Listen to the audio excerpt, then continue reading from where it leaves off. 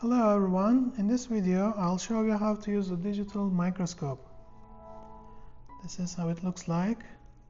It's small and simple, but it's very powerful. So there's a power button right here. You press and hold to turn it on. As soon as you turn on, the light will come up. And in this dial, you can adjust the brightness of the light. And on the other side, you will see Wi-Fi and PC connection. So we'll make sure it's kept on Wi-Fi so you can connect to your iPad. So I'm just putting it back,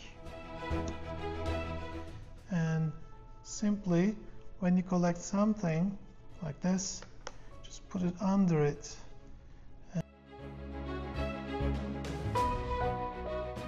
You adjust your microscope, and this is the dial for the focus.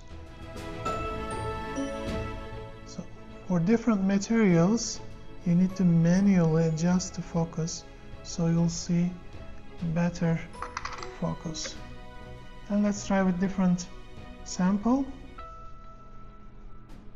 And I'm just adjusting a little bit so I get a better picture of it. So these are the samples that I collected, and you can get your own as well.